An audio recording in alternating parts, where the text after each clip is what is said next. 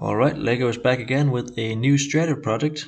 It's been a while since I made a Shadow project last time, but I thought it was about time and I had the perfect idea for this. So, what you're seeing me do, first of all, is I took a screen grab of the very intense fight, which I won't spoil, where Alita is basically ripped in half, more than half. There's just her torso left and one arm. And you're seeing me do a manual trace because, as you saw right there, the auto trace is filled with noise and there's no clean lines. There's a lot of blending with the background and it's not a clean cut. So back to basics it is. I made a manual grab of the outline of her face and her arm and her torso, but I left out the hair intentionally because, as I've learned with some of the Tomb Raider projects I did a while back, I have a better chance of doing the hair um, on its own. So that's what you're seeing me do right now. I am making some rough outlines of the face and the hair, and then I am going to see what it takes to blend these two together. And I do something that I've done before, which is use the triangle in live path effect on the freehand style tool. But I've never done it to this extent before. So what you're seeing me do right now is basically trying to simulate every single strand of hair there is, instead of just adding a few locks of hair after the fact. This time I actually tried to do it basically 100% freehand, and especially because this particular case has a lot of wild hair strands flying everywhere. There's no set style. It's wild. It's whipping about, and there's no like. There's a lot of intensity, and there's a lot of movement going on in that picture. So it makes sense for the hair to be less static and more all over the place. And that's what I try to simulate here with my total amount of strands here. Now it came to the point that there was too much. It became too solid, so I tried to break it up again with some negative space, and that just grew into the idea of, hey, why don't I just cover the whole thing with small strands of hair? And it got to the point where, look at this, the negative space left behind is almost a two-tone color in itself, so it actually gives it a lot of depth, even though there's it's nothing but chicken scratches essentially.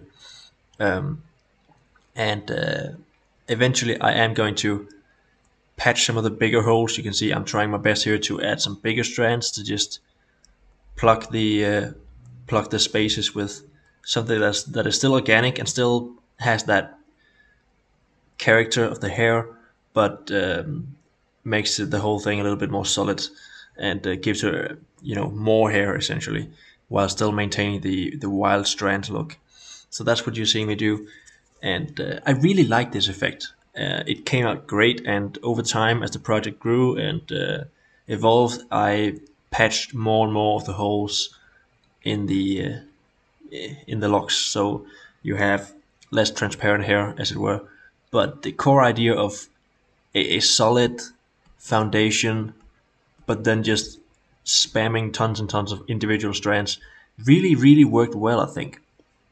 As long as you pay attention to the fact that all the strands have a butt ending, so they're straight lines, but they have a square finish. So if you can tackle that with a live path effect that smooths out some of those edges, it looks really convincing. And especially for this project where the hairstyle is, well, not really a style, but more like wild and uncontrolled, this really worked well. So I'm really happy with that. It's the logical evolution, I suppose, from the Tomb Raider Shadow projects, where you also have a bit of attention on the hair itself to make it look less flat and less boring. But her hair is obviously a core part of her silhouette, so it really needed this extra attention. Now, having done that, I did nudge a little bit on the fingers, because fingers are another one of the great troubles with a project like this, where you have a silhouette that doesn't necessarily convey the same information as a normal picture would. So I tend to manipulate the shadows a little bit to better give the composition that I need to have a clear image of what's going on. Similar to the, her right arm, as it were, there is a rip in her torso right there, so I made that a little more jagged because it was pretty much boring, and we don't really see the torso in frame, so I made an educated guess about how it would look. So that's what you're seeing me do there. And I made this trace at 1:1 scale as I took the picture, so I'm just adjusting the background page to match a little bit better, so I have a clearer frame for what I'm going to do here.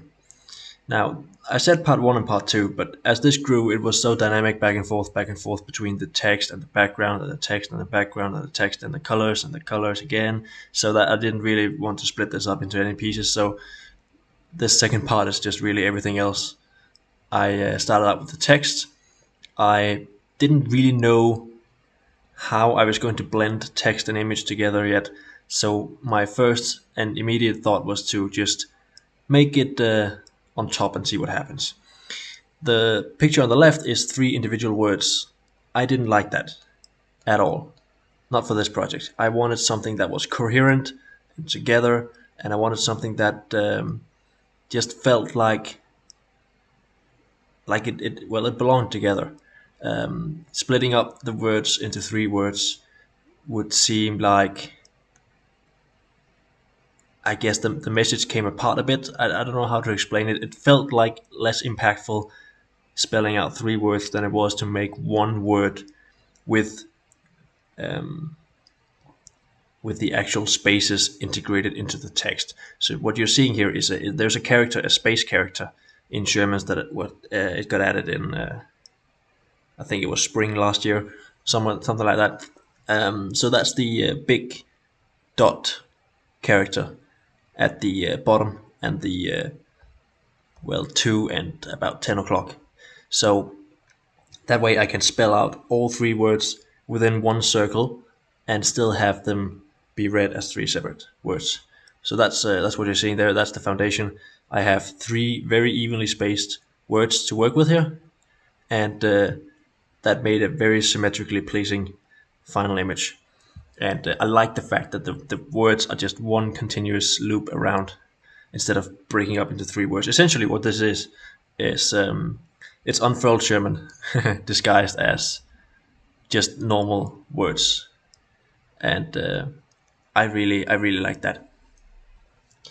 Now, I didn't know at the time whether or not I wanted this to be a skeleton Sherman design or a regular Sherman design with unfurled text. And I ended up doing a little bit of both, but it's very much normal Sherman. There is a little hint or two that I wanted to try and minimize this, but I didn't go to any extreme end for this because I don't want a minimal text design here. I want a bold text design, and that was very important to me because this is a bold statement. This is arguably one of the most bold statements in the entire movie. So I wanted this to have an impact. So the thickness of the text mattered a lot to me, and the size of the text mattered a lot. And I wanted things to really stand out and be in your face. And that's partially why I really like the super word, all 3 words plugged together in 1 circle. There's a lot of unity, there's a lot of coherence there, and it really binds it together, I think. Anecdotally, unlike the character, which is at the moment not really connected in any way, but the text is bound together. And now I'm starting to go a little bit into the colors. I had especially one previous design in mind, the original Alita Shadow project, which I might actually link to in the description if I remember. But the color palette of that is very, very much in my mind right now, and I am consciously trying to emulate it so that I have some consistency in this, because I really like that color palette. It worked really well for this scene and this the emotions involved and the the background, um, what's the word? Mood is not the right word I'm looking for. I'm looking for the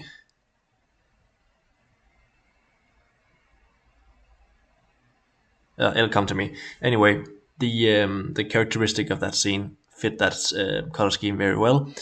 So I went with that, and then I tried way too long to try and make some. I don't even know what they're called. Like the lines you find in a manga when it's an intense scene. There's an intense focus on a character, and these lines appear all around in a radiant circle on the outer frame to really focus their attention, or maybe there's some really fast shit going on. You have these lines that go towards the character, and I really tried a few different ways of making that. I thought, first of all, my good old friend Hatch Pattern would be my friend here, but turned out I couldn't make radial patterns with that. I don't know why I thought I could. I just had a feeling that if you bent the nodes correctly, it would go in a full circle, but apparently not. Next, I tried a section of a hatch, and I wanted to make some tile clones. I know for a fact you can make tile clones in a radial pattern with this and make the randomness necessary to get the effect that I wanted, but I could not for the life of me get the right parameters for this. I tried looking online, I tried experimenting, I even stopped recording at a certain point to just fiddle around with it more because there was no need for you to see that. It just went on and on in circles. Um, I could not get the clone tile thing to do what I wanted, and maybe I just missed some setting somewhere. But in my experimentations, it was very unpredictable, and I could not make it work. So I ended up with just doing what you're seeing me there. I just made it by hand, and honestly, it wasn't that hard to do. In hindsight, this was an obvious solution that worked really well. It still had that randomness. I had just stamped a bunch of stuff in place, and you can see how effective it is at different scales. If I had just turned the scale down, I could have made it a lot denser. I could have made it a lot closer together. I could have made them longer. I could do all sorts of things. So it turned out good, but I'm still a bit peeved that I did not get the tool to work. If anyone knows what I did wrong, please let me know. I've seen a couple of tutorials. I swear I followed them letter by letter, but I could not get the same results that they did. I don't know what happened. So anyway, we're now back to the source here, and I wanted to add a bit of grit and a bit of debris because this is not a clean shot and it's not supposed to be a clean shot. So what you're seeing me do right now is add some debris, especially to her torso, lower torso, and her right arm, to just hint at the fact that, hey, something is torn out here. There's just debris and small pieces of her body strewn about, and I wanted to find a way to bring some attention to this without blatantly just highlighting it as I'm trying out right now. In the end, it just turned out I had it on a different layer, so that's why it didn't shine through as I wanted. But eventually, I got the debris going, and there's just a hint of it there. You can look at it, you can see it, you can notice it, or you cannot. It doesn't matter. At this stage, I'm plugging in some of the holes in her hair because it was a little bit too transparent still. It didn't really seem like a lot of hair at the time, so I added in a bit. And now we come to the glaring problem of what can you see and what can you not see. So at this point, I have the text in front of the character, and that meant that you can't really see the character, which is not good. So I tried a few different iterations of obscuring one or the other so that you can see both the text and the character in some fashion. And you're seeing two different methods of that. First of all, I'm doing some set clip groups to make an inner shadow of some of the, I guess, the crossing points where one piece meets the other, either the silhouette or the text, whichever is above. So that's what you're seeing me do right now. And looking up at the effect, it's immediately clear what I'm trying to go for here. I'm trying to really highlight one or the other. And I had ideas about which I preferred, but neither of them really, neither of them really went the way I hoped. I'm still not really seeing the character, which is so essential for this piece. Even though I wanted a bold statement, I wanted a really clear cut, big bold letters, not at the cost of the character. So I went back to the drawing board completely and made a background framing that was big enough to actually work with clear cut text around the character instead. So I, as you can see there, I tried to salvage it, but it really didn't work. I the original text was too compact for it to work out this way, so I ended up taking the whole thing off and starting from scratch again, which is what you see me do right about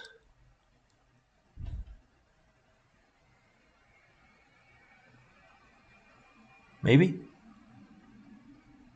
a little bit.